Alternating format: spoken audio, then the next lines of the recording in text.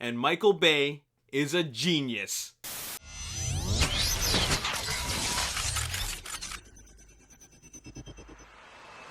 What's up, Ragin Nation? How's it going? This is Alex Yu, and you're watching The Road to TF5. This is just Webster's. We're talking about Transformers last night. This is episode number 168, and Michael Bay is a genius. At least that is what Sir Anthony Hopkins said. Sir Anthony Hopkins, of course, plays a character in Transformers last night named Sir Edmund Burton. And, of course, he worked with Michael Bay. And based on a lot of actors who have worked with Michael Bay, he is quite an extraordinary person to work with. Or rather, working with Michael Bay is an extraordinary experience within itself. Anyways, that was quoted by Anthony Hopkins when he was doing an interview with Yahoo Movies, and I'm going to read you the quote right here. "They're created by a genius," when he was referring to the Transformers films.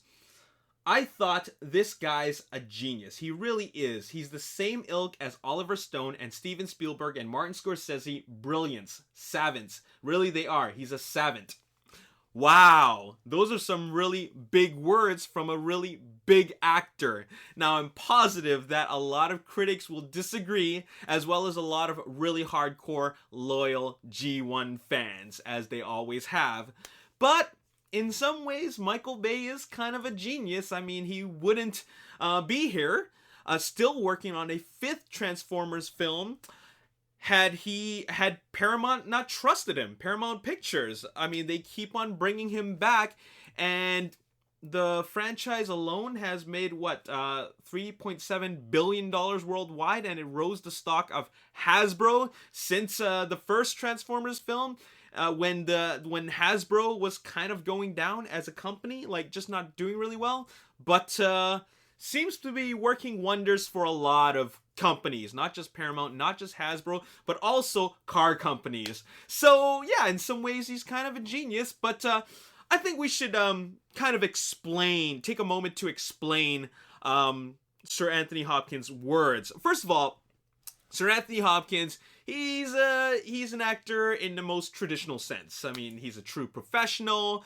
He's a very, very traditional type of actor. He's been working for a very, very long time, and I'm pretty sure that Sir Anthony Hopkins probably doesn't even remember some of the films that he's worked on. He's probably hasn't even seen some of the films that he's worked on, and as a matter of fact, even if he has seen those films, he probably has forgotten about them.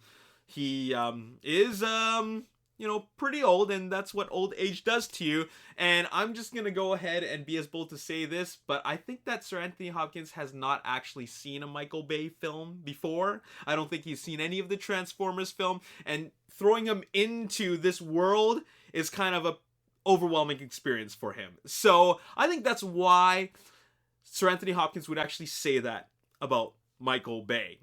Now, as for Michael Bay himself, I think he's a genius in some way. I mean, I've seen all his interviews. I think I've really seen all his interviews. I think he's a very fascinating man. I actually did a report on him back in college, and I got an A+ on it.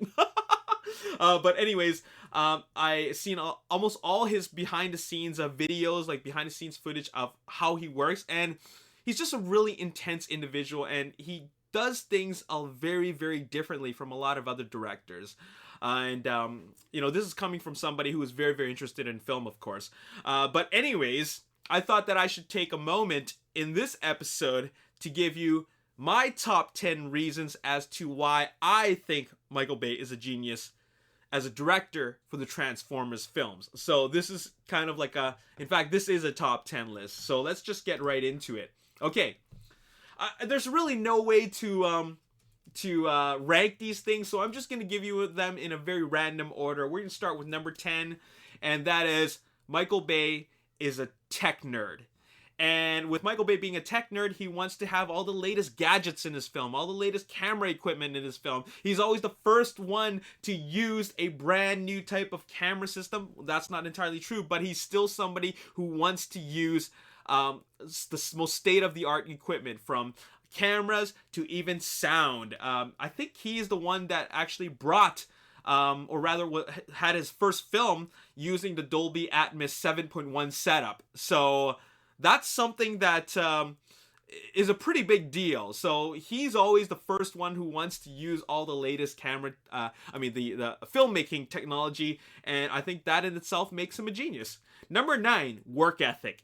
Like I said, I've seen all his interviews, seen all his behind-the-scenes footage, and if you watch how he works, he's a really intense individual. And one thing that the studios love about him is that he always manages to stay within budget. And even under budget. Let's say Paramount Pictures gives him $200 million to work with, he'll come in at $195 million. And if Sony Pictures gave him only $10 million to work with, and they go over, he'll pay for the scene himself, so he doesn't have to ask for that money back from Sony Pictures, which is a true story. And another thing that he's really good at in terms of work ethic is that he shoots fast. He's really efficient on his set, and that has a lot to do with his awesome crew. He's worked with a lot of the same crew members since the very, very beginning, and because of that, they know how he works. And what he likes to do is have multiple setups going on at the same time, and a regular director, and by regular, I mean ones that are not named Michael Bay, they will do like maybe 6 to 10, maybe 15 setups in a day. He'll do 20 to 30 setups in a day, which is insane, okay? If you've been on a movie set, I worked as a PA on a movie set before a couple of times, and if you've been working on a movie set, doing that many setups is just ridiculous. Basically, while he's filming something, there's already 3 other sets ready to go. So, they're always on top of things, and it's a really, really efficient way to work. So now we're going to get into the Transformers aspect of the film. Of this top 10 list. And number 8 is transformations. I know a lot of G1 fans will really disagree with me on this, but I actually think the transformations in the Transformers live action films are absolutely brilliant. With the exception of the way things are in Age of Extinction, where there was a lack of transformations, I think that what we saw in Transformers 1, 2, and 3 was awesome. I love how all the car parts go all over the place, and I love that, it just looks so real, and I love the sound effects, and I love it when they do it all in one take. It looks so awesome. I know it's a combination of moving parts and morphing, but at the end of the day, it's just so for me as an audience member, when I look at it, I'm blown away. Number 7, shooting locations. It feels like Michael Bay not only wants to make every Transformers film bigger, but he wants to expand in terms of shooting locations, going to different exotic locations where they've never shot before, such as in Egypt. They were the first film to actually shoot on a pyramid, okay? I don't know if he's really the first, but I think that's what he said. And also shooting in Norway, or shooting at the Wulong Karst Geological Park in China. What an awesome location. So he's got these great location scouts looking for really, really cool places to shoot in, and he ends up shooting there, and that is really, really awesome. Number 6, bringing in characters and concepts outside of G1. So I know the foundation of the Transformers films is G1, but that's just the foundation. It expands beyond that. The comics, the other cartoons, there's so much to go from. And that's what they've done. They brought in characters that we don't recognize from G1, and I like the fact that we're seeing brand new things that I would not have known about. And I don't feel like everything needs to stay loyal to G1. I think it's awesome that they stay true to source material, but I love that they're creating their own characters, creating their own concepts, creating their own stories, and not just stories that we've already seen before as fans. So I think that's great that they're changing things up. Number 5 is, and I know a lot of G1 fans will disagree with me on this, changing the designs. I like the fact that it's its own thing, but I'll be completely honest. When I saw the designs for the Transformers from back in 2006, when the designs got leaked, I was like, what the hell? This is messed up. I'm actually having kind of doubts about it. But after I saw it, I was like, this is awesome. I was defending it 100%. I defended the designs. I still didn't get used to them in Transformers Revenge of the Fallen, but after that, Dark of the Moon, Age of Extinction, and now last night, I love the designs. I like that it's a realistic take on what the Transformers would look like. I like that it's not what Michael Bay described as a big giant box. That's what he says. I know that's a little bit harsh, but essentially these are giant walking blocks. That's what they are. And, it's 2017 now. So there is no need to bring in these vehicles as 80s vehicles unless the movie takes place in the 1980s. You know what I'm saying? So yeah, I love the way they changed up the designs, and I think it's cool. Number 4 is military involvement, something we get to see a lot of. We didn't see a whole lot of it in Age of Extinction, but it's realistic. If alien robots were to invade Earth, you have to bring in the military. The military is going to get involved. I know that Michael Bay overdoes it a bit with the military recruitment ad style filmmaking. I know he overdoes it, but it still looks cool. It still looks cool, and he does make the military look good. And I know that's not what Transformers is all about, but I love the fact that he does involve it, because that Scorponok scene, I love that Scorponok scene. I love the fact that I feel it's the best I guess Decepticon versus human scene in the entire franchise. I love that scene so much. The music, the fact that it's unknown and they don't know what they're dealing with, and you know how they communicate, the soldiers communicate to each other, how they're so tactical. I love that. It was such a fantastic scene that I think the military involvement is brilliant. Number 3, edgy PG-13 action. Transformers is based off a cartoon. A lot of kids seen it. I mean, from G1, and it's kind of like got a like really kiddie undertones to it. But I love that he took this concept, which is very, you know, it's for kids, and he brought it to a more mature level. And I'm not talking about the jokes. I'm not talking about the crude jokes. I'm talking about the level of violence and I guess the level of action. I won't say violence, I'll say action. The level of action in it is really, really intense. So intense that is borderline that it might be too intense for kids. And I'm not saying that as like a good or bad thing. I'm just saying that he was able to bring it to his style of action. And his style of action is R-rated action because, you know, Bad Boys 2 and The Rock, right? So I just feel like, wow, he was able to do this. Like, that's really, really cool. It allows for even adults to really enjoy it. It's not just like a kiddie film. It's not a small soldiers film. It's a film that a lot of adults will really enjoy just for the action alone. So that's really, really awesome. Number 2 is that he's not afraid to take risks, such as killing off beloved characters. Now, we've seen him kill off beloved characters. A lot of G1 fans were really, really mad about it, but he wasn't afraid to take that risk. And I don't think it's so much that he didn't care about it, but he knows that he has to put some I guess there's got to be more at stake. You know, we have to know that, you know, at some point somebody's gonna die here. You know, and doing things like that actually put more I guess danger in a movie, more intensity in a film, more suspense, because we don't know who's gonna get killed.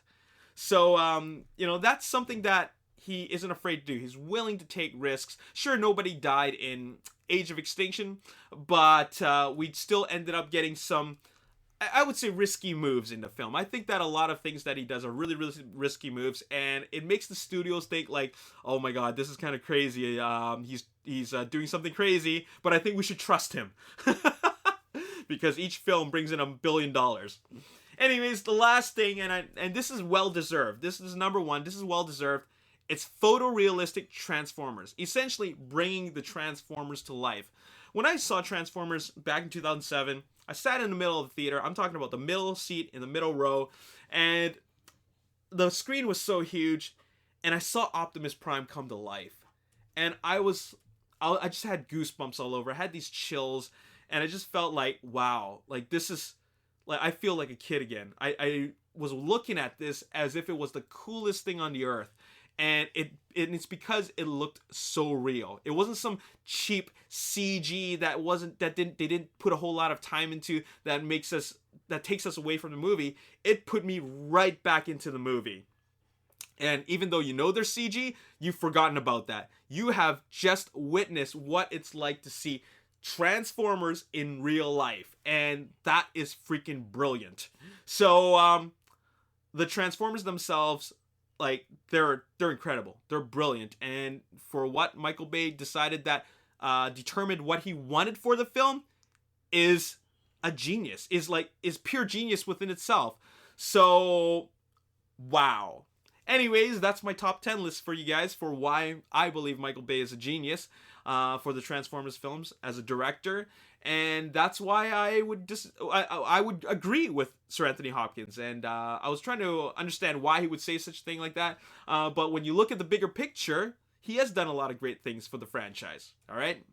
Mostly make a lot of money for Paramount Pictures, but also, most importantly, it actually got a lot of fans of the original Transformers back into Transformers again. And but like, let's be real here. He's brought Transformers into live action. Live action, something that if Michael Bay didn't take the job, who knows who would have taken the job. It's a specific type of film for a very specific type of director, and he did it. Now that he set the foundation for that, now I think it's time for other directors to come on board. Anyways, that's all I gotta say in this episode. I know I'm going to I know this is not really a Road to TF5 episode, but this just stems from Sir Anthony Hopkins, his quote while he was working on Transformers last night, so that's why I feel it's still related. But in any case, I just want to just give you guys some positive vibes about why we should trust in Bay. Anyways, that's all I gotta say in this episode. I hope you guys enjoyed it. Don't worry, there's more episodes coming soon. We're gonna talk about a lot of really cool stuff. Stay tuned for the next episode. As always, if you enjoyed this episode and you want to see more, hit the like button, subscribe to the YouTube channel, like me on Facebook, The Ragin Nation. Also follow me on Twitter, Ragin Nation. My name is Alexi. Thanks for watching. See you next time. Peace. Okay, next we have a shot that zooms in on these photographs on the wall. They're also framed